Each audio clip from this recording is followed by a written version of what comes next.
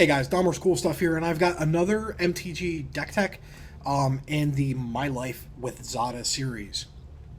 And I'm calling this Atarka-less Zada, because there is no Atarka's Command, there is no Dragon Lord Atarka in it.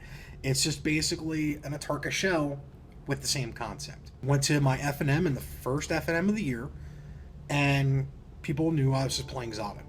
And you know, the Atarka Zada. I went to a couple of the guys that I know, and I was like, if this deck doesn't perform, I'm out.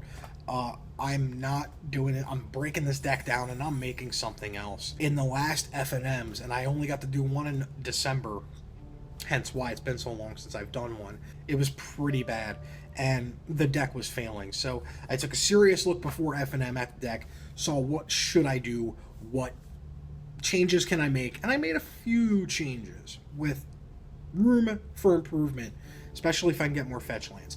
But we're going to go through the red cards first. We start with 4 Titan Strengths.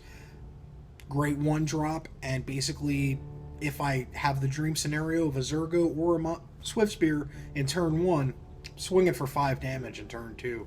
Plus, I get to manipulate with the Scry trigger from Titan Strength, so I can hope to draw a better hand or know what I'm drawing. For Wild Slash, I know Fiery Impulse is making a big impact in this, but Fiery Impulse to me for this style deck has one big problem with it. I can't hit you in the face at all. Wild Slash can hit a creature for 2, or your opponent for 2, or a Planeswalker for 2, or I can have many different options, and if I need to, just that one last burn spell just to pull through, Wild Slash I much prefer hitting in the face. So that's why I'm playing Wild Slash, because this is more of an aggressive style deck. Obviously, 4 copies of Monastery Swiftspear, the utter all-star in this deck, next to Zurgo. But why is this an all-star? Prowess, haste, turn 1. Still say Wizards made a mistake in making this an uncommon. If you get this with a Titan Strength and a Mountain in your hand, that's almost a keeper at this point, because that is 6 damage by turn 2, plus a manipulation on the Scry. Now, here's where some changes happen. We are playing now 3 copies as opposed to 2 of Hordeling Outburst. This helps the curve a lot. 3 more creatures that they're going to have to deal with, especially with the combo in the deck, but more specifically, it's a little bit of a swinging wide scenario that you present to. More options on the table equals more problems that my opponent has to deal with. 3 Zurgo Bellstrikers, because he's Zurgo Bellstriker. I initially thought this card was Bumpkus and stupidly traded in my foil that I got at pre-release about a month later, because I had another non-foil Zurgo. Just like I traded in my foil Kolaghan's Command. Yeah. He can swing in second turn for 2 damage, or 5 damage with a Titan Strength. That is huge. 3 copies of Temur Battle Rage. Not 4, but 3 this time. I'm starting to notice with the Atarka decks that combo is starting to get a little bit lessened. 3 copies is more than enough. Don't go any less, but 3 copies of Temur Battle Rage. 3 Abbots of Keral Keep. The ones that I got, I traded a Nissa. 1 Nissa for 3 Abbots. I found that a great deal. They were evenly priced at the time, too. 3 Dragon Fodder to keep the token strategy, swing wide, up. Plus, it fixes curve a lot. There's only 1 card in this deck, technically speaking, that has a casting cost 3 or higher.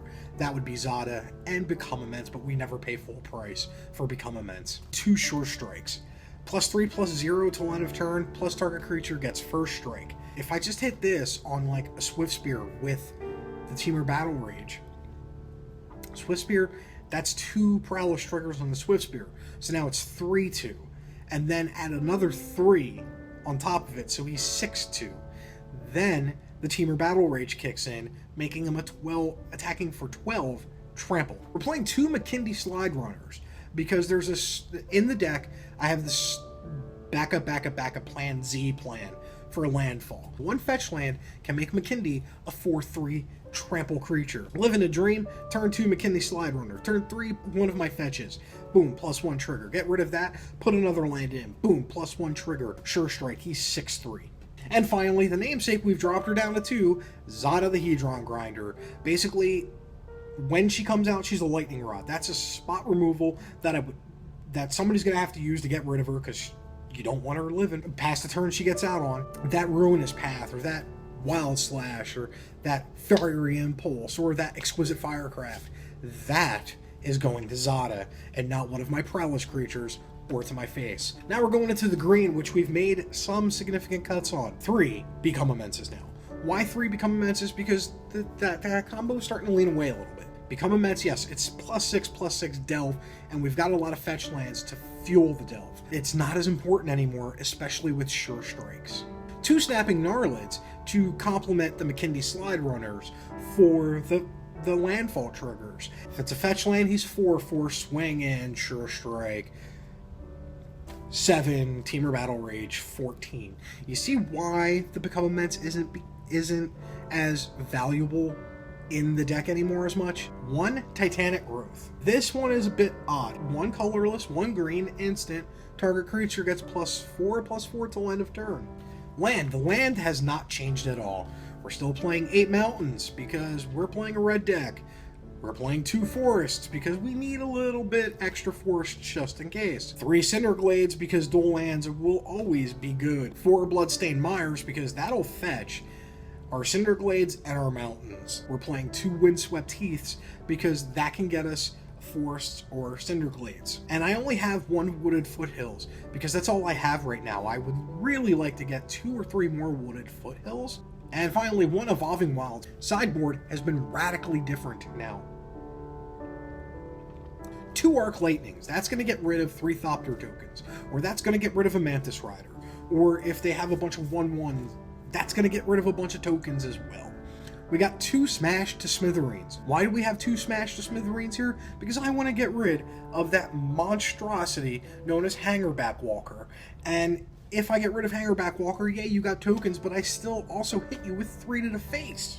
2 Exquisite Firecrafts, because quite honestly, sometimes I might need to punch a little bit more in the face. We're playing 2 Roast, because Siege Rhino is still a thing. I know Anafenza is starting to become a thing again as well. A couple of beefy ground guys as well, especially if it's a pumped up landfaller. Just roast the out of it. And finally, 1 Rending Volley, because, you know, Siege Rhino, Anafenza, we need to get rid of those cards. And in green, we've got 3 Jaddi Offshoot still. Haven't experienced it yet, but that's for Mirror Match or any fast deck.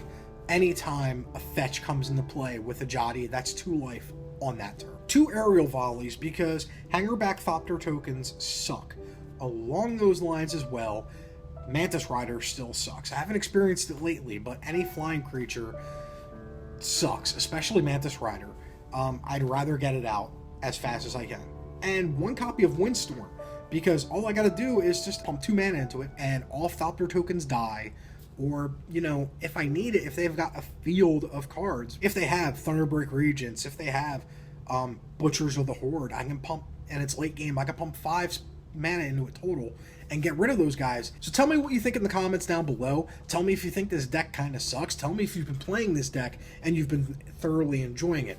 I still have the more Goblins deck that I kind of had to take apart to build this one, and I still have that, and I still play it from time to time. It's still fun as hell, but this deck, I'm riding its coattails for real, for a real long time. Leave a like, leave a dislike, and if you liked what you see, don't forget, I also do video game stuff as well. This channel is all about gaming. I've done a couple board games as well. Been a while, but I still do it from time to time. This is Dahmer's Cool Stuff, and may your top deck always be mythic.